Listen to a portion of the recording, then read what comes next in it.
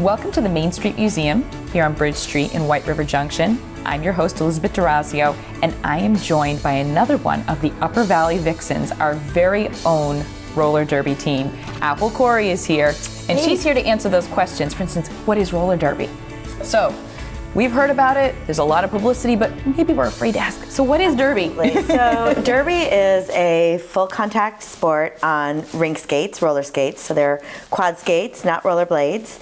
Derby's had a number of kind of iterations over the past 30 years. It was maybe back in the day, some of your audience might remember in the 70s, it was really popular. And often it was played on a bank track. Yes. So the track had, had a slope to it. And then it was really like WWE, women kind of faking, throwing punches, dressed rather scantily, kind of a game invented by men. And it sort of died out in the 70s and 80s. And then in the 90s, late 90s in particular, some of the teams in urban centers, particularly Texas Roller Girls, and in Texas, derby kind of was reborn.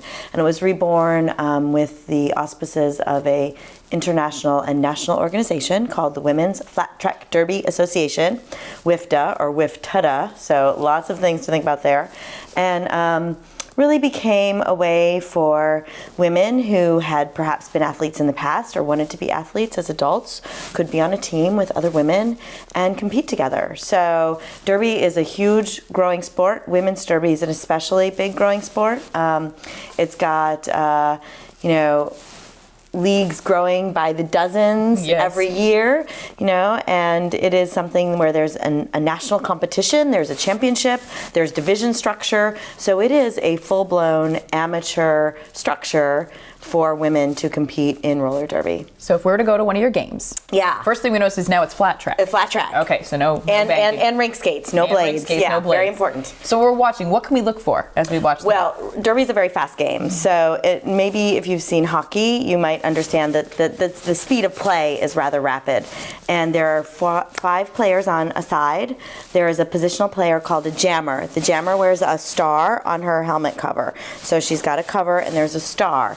And that indicates that she's the jammer. The jammer is the only player who can score points. So jammers score points by passing the opposing team's blockers. So 1 jammer, 4 blockers. Every time your own jammer passes an opposing blocker, she gets a point. Okay. And the way that you get a point is you pass hip to hip. So sometimes you'll see lots of fancy footwork, lots of agility, people spinning around and trying to get past the opposing team blockers. So they get past those hips as they get the pass and they get the points. Jammers also have an advantage when they are the first jammer to get through the pack to control the game clock. So it's a really unusual sport in the sense that a player on the field can control the game clock. Jams can go up to 2 minutes, but the lead jammer has the unique privilege of calling off the jam at any time. Oh, wow. So if she knows her opponent, her opposing jammer, is coming and getting to score some points, she may decide by tapping her hips that the game ends. So it's really quick, it's really fast. You gotta keep moving. It's really physical, you gotta keep moving. Your blockers are forming walls for your jammer. They're trying to create spaces for your jammer to get through or to prevent the other jammer to get through. So it's a very dynamic, very fast-paced game. Now you mentioned throwing blocks, and we're familiar with hockey. Is it Absolutely. similar? It is similar. I mean, I'm also a skating official, and so there's wrong ways of doing it too. There are many wrong ways of doing it, and it's a game where we want people to be safe. We want players to not get hurt. There's a lot of required safety equipment. There's a lot of zones where you are not allowed to hit. There's certain ways of hitting, but it is a very physical game. I know one of your colleagues had asked if men play roller derby. Yes. Men can play roller derby. It's for everybody. It's for everybody. There are a few co-ed teams. Ours is not. Ours is women only, but they're men's only teams. And the men's game, as you might imagine, is an